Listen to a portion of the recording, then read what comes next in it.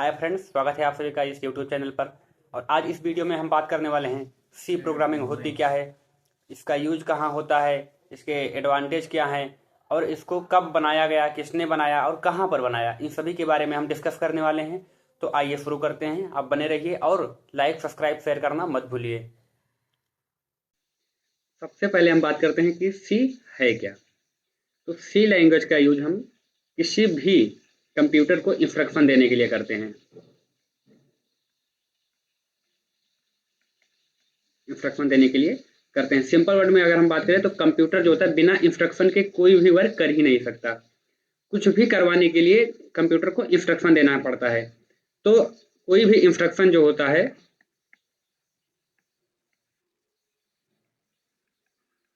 उसको हम लिखते हैं सी लैंग्वेज में।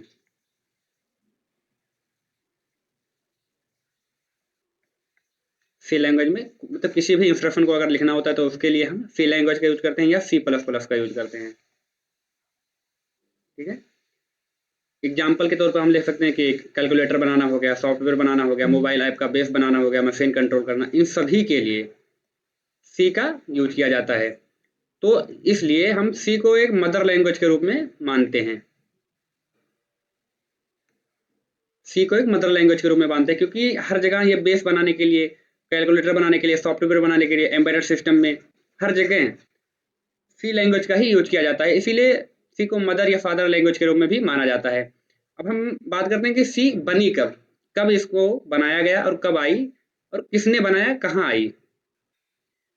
1972 में डेनिस रिच द्वारा बेल लैब में, यूएसए का बेल लैब होता है यूनाइटेड स्टेट, तो वहां बेल लैब में डेनिस रिच के द्वारा 1972 में सी लैंग्वेज को बनाया गया। पर्पज इसका था क्या था, यूनिक्स ऑपरेटिंग सिस्टम बनाना। सी लैंग्वेज को बेसिकली यूनिक्स ऑपरेटिंग सिस्टम बनाने के लिए डिजाइन किया गया था। इससे पहले जो लैंग्वेज यूज होती थी उसको असेंबली लैंग्वेज कहते थे।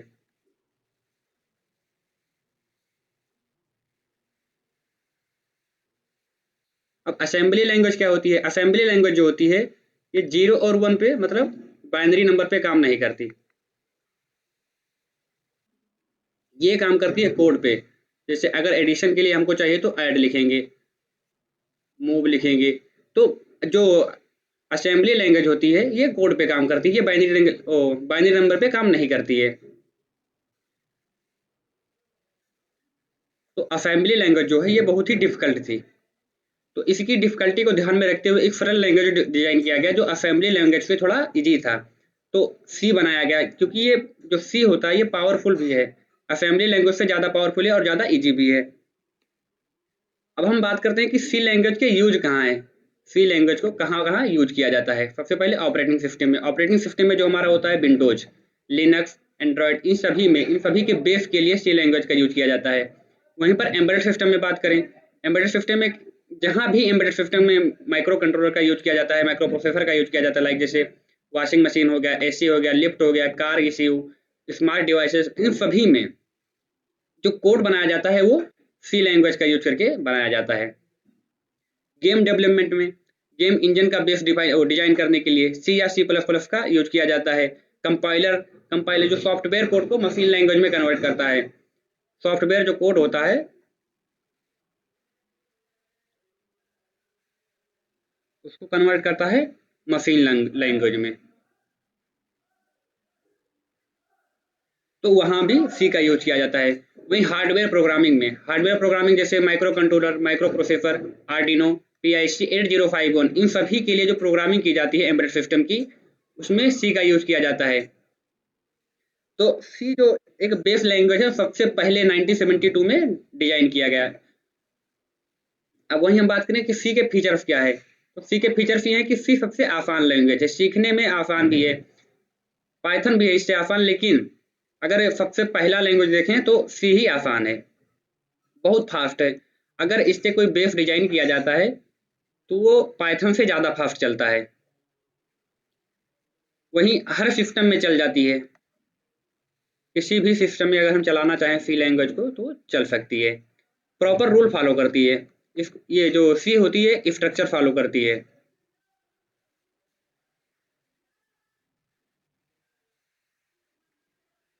और ये कि पावरफुल लैंग्वेज भी होती है। अब हम बात करते हैं यहाँ पे कि हमारे सी प्रोग्राम का स्ट्रक्चर क्या होता है। तो यहाँ सबसे पहले हम देख रहे हैं यहाँ हैच इंक्लूड stdio.h। stdio.h की जगह पर हम conio.h भी लिख सकते हैं।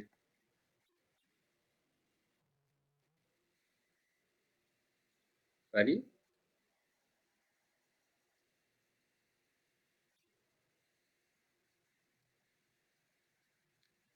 conio.h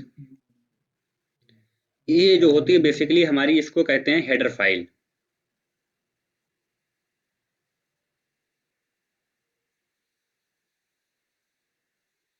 हेडर फाइल, ये हेडर फाइल डिफाइन की जाती है इनपुट आउटपुट के लिए।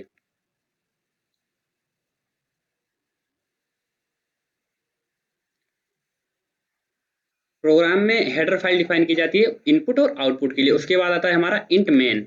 इंट मेन में जो होता है ये मेन फंक्शन होता है हमारा। फिर यहाँ से और यहाँ तक ये प्रोग्रामिंग की बॉडी होती है। इस बॉडी में लिखते हैं कि प्रोग्राम हमको क्या लिखना है।